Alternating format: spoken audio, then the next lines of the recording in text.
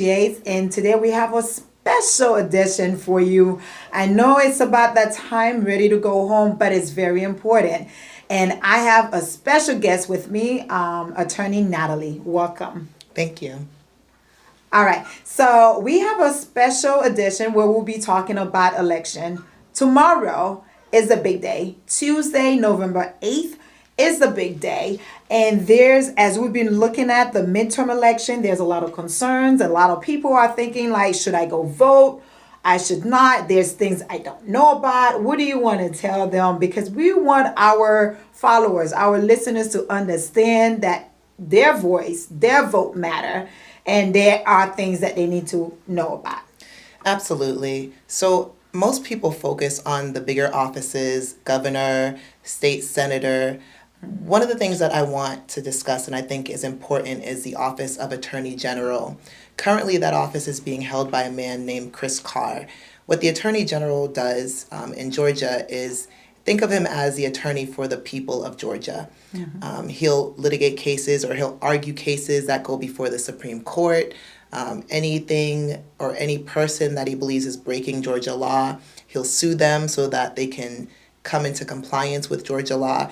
It's an incredibly important office because it will affect our day-to-day lives. So in addition to the governor's office, in addition to state senator's office, the attorney general's office is an important seat that's up for election that I think we should focus on. And it is very important, especially as attorneys.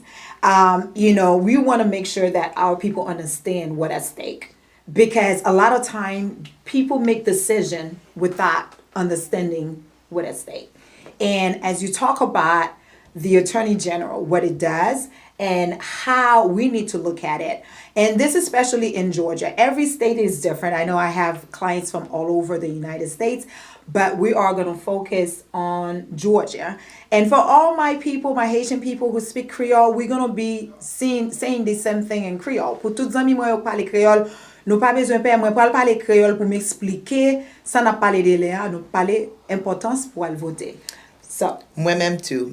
Créole moi elle est pas très bien, but m'a parler créole si m'ka vle or si m'ka parler. Si m'ka parler. Okay, avocat Natalie pour parler créole. So, we'll get back in English. So now, what exactly at stake with the law, with what people should know? Yeah.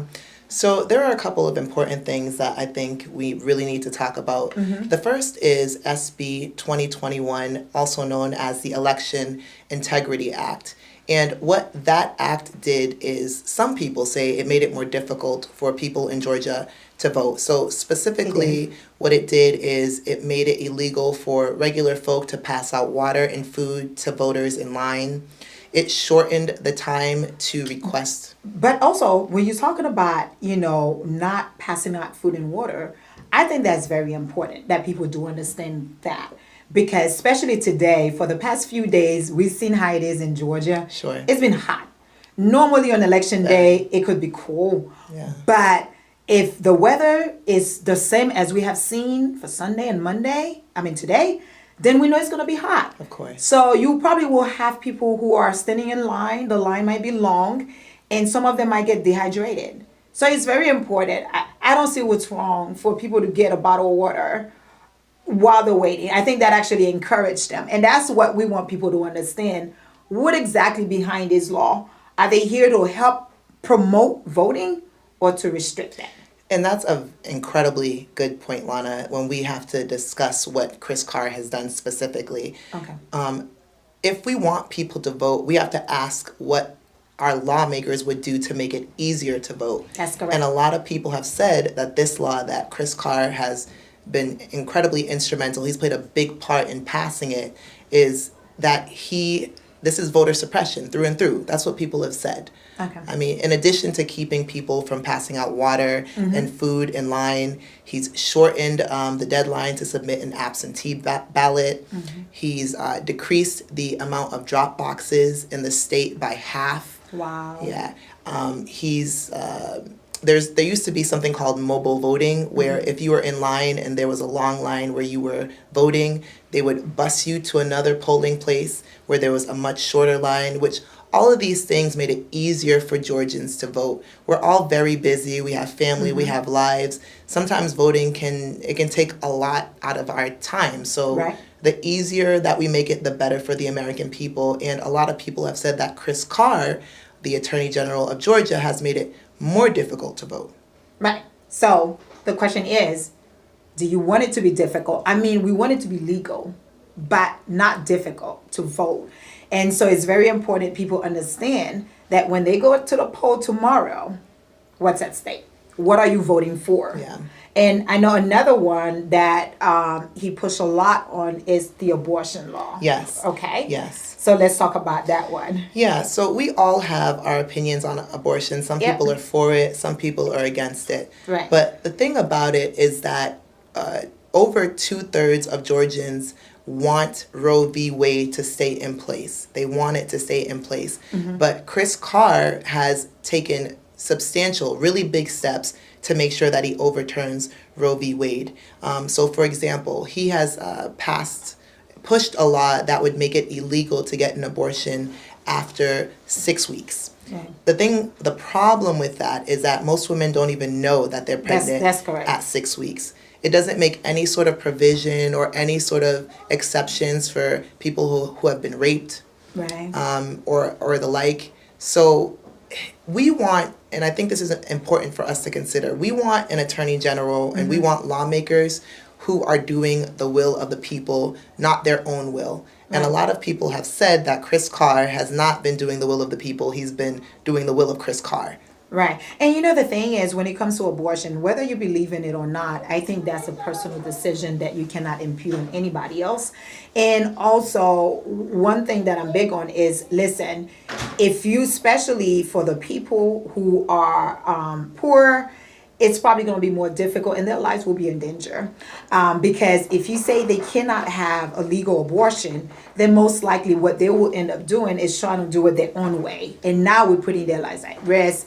And so regardless the way you look at it, it's been going on for years. There haven't been a problem. So why we are restricting it, making it more difficult? And that's one of the things we want to make sure that our voters understand. And our goal is to make sure people understand what they're voting for. Sure.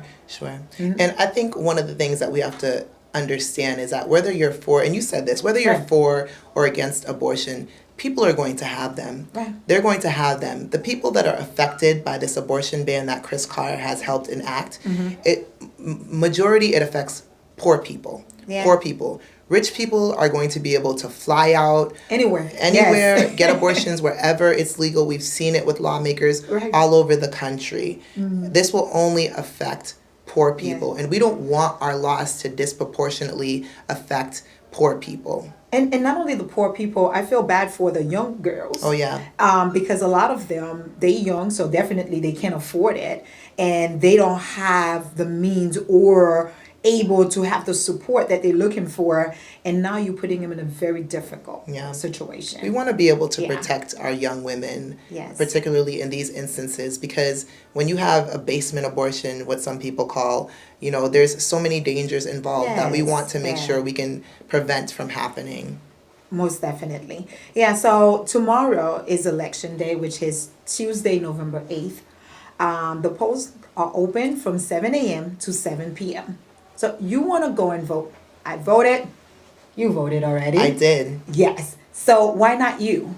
Because a lot of time people sit there and say, I don't want to go vote, but then you complain about the laws. You complain that it's not fair. Well, don't complain if you're not going to vote. Sure. So we want people to go vote, making sure that they are making their voice heard. Absolutely. Because that's what it's all about as a U.S. citizen. Sure. All right. You want to go early. You want to Yes. make sure that you get in line. If you are in line, they cannot turn you away.